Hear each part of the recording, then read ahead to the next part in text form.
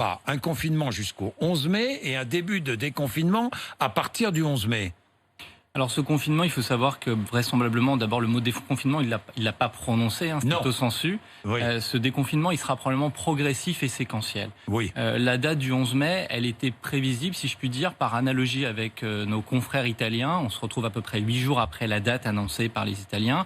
Et elle nous laisse un mois, nous, le corps médical, pour casser ce fameux plateau et libérer un certain nombre de lits d'hôpitaux en prévision d'une hypothétique deuxième vague, qu'on redoute bien sûr, et dont on espère qu'on ne verra que les prémices. Oui, docteur Davido, à Garches, à Raymond Poincaré, les lits de réanimation sont toujours saturés ou est-ce que vous constatez une légère baisse d'admission en réanimation? On constate premièrement une baisse des admissions en secteur, ce qu'on appelle conventionnel, de médecine, de pneumologie et de maladies infectieuses. Et donc, le retentissement de cette diminution des entrées fait qu'il y a moins de malades qui arrivent en réanimation. Oui. On reste avec un volant qui est relativement tendu tout de même, et qui amorce probablement un plateau bien avancé. Ce qui veut dire qu'aujourd'hui, vous maîtrisez la situation. Absolument. L'épidémie, pour le moment, elle est maîtrisée malgré la tension. Il faut savoir qu'elle a nécessité un énorme investissement du corps médical et une augmentation très importante du nombre de lits. On a poussé les murs comme jamais.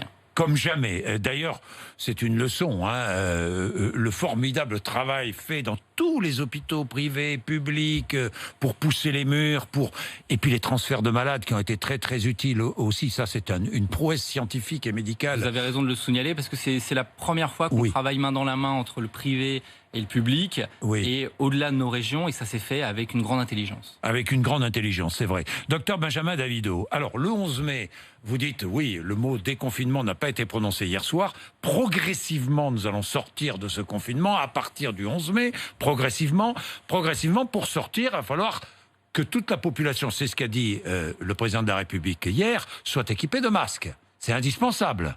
Alors absolument, et je reprendrai sa phrase, si les règles sont respectées, donc il y a aussi cette condition. Ah oui, si les règles sont respectées. Donc ça veut dire qu'il faut qu'on applique les règles du confinement jusqu'à cette date pour éviter justement qu'il y ait un nouveau rebond qui compliquerait énormément les choses et serait incompatible avec une levée de ce fameux confinement. Et puis, il se fera avec des masques, bien évidemment, parce qu'on ne peut pas imaginer qu'il y aura un effet on-off, que tout d'un coup, le 11 dans la nuit, ou le 10 dans la nuit, tout va s'arrêter. C'est-à-dire que chaque Français devra être équipé de masques.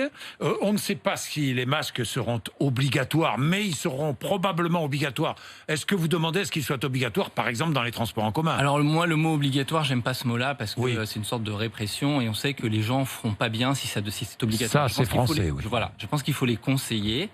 En revanche, ce dont on a besoin et dont il n'a pas complètement parlé, c'est probablement qu'on aura besoin d'une sorte de test un petit peu universel pour avoir une idée de ce qu'on appelle la séroprévalence, une cartographie des gens qui ont rencontré le virus, parce qu'aujourd'hui, c'est l'éternel inconnu de savoir combien de pourcents de la population est immunisée. Mais est-ce que le 11 mai, on pourra tester, est-ce qu'il faut tester toute la population française? Il faut probablement pas tester toute la population française, il faut faire un peu comme lorsqu'on fait un sondage, c'est-à-dire avoir quelque chose de représentatif de l'ensemble du territoire, mais il faut qu'en tout cas, à partir du 11 mai, on soit capable de se mettre en ordre de bataille pour répondre à cette question, tout simplement parce qu'ensuite, il va falloir qu'il y ait un suivi et qu'il va falloir qu'on regarde si ces mesures, lorsqu'elles sont appliquées de déconfinement, sont efficaces et qu'est-ce qu'elles apportent. Et donc, si on n'a pas la photo avant, on ne pourra pas conclure sur le résultat.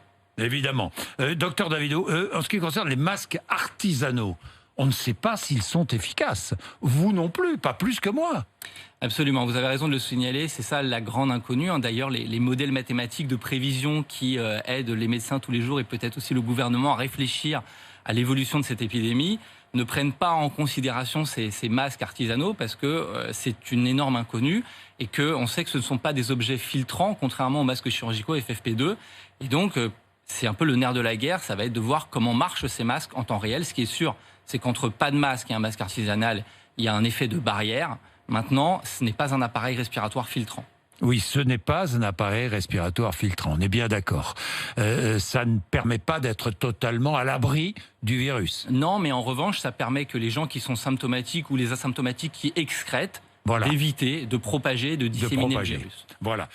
Dites-moi, les personnes fragiles confinées, au-delà du 11 mai, c'était indispensable? C'est indispensable parce qu'on sait que si on fait le pari d'une immunité de population, une immunité collective, il va falloir, entre guillemets, c'est compliqué de le dire, mais qu'on accepte qu'un certain nombre d'individus soient contaminés, et donc les gens les plus résistants, les moins malades et les plus jeunes par définition. On a très bien vu cette pyramide des âges. On a dit au début que c'était une maladie qui s'assimilait à une grippette et qui en fait finalement était mortelle pour les plus de 75 ans et les malades et un certain nombre de pas malades.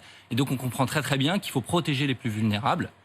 Et si on acquiert cette fameuse immunité de population, alors il y aura beaucoup moins de risques pour les gens vulnérables. Beaucoup moins.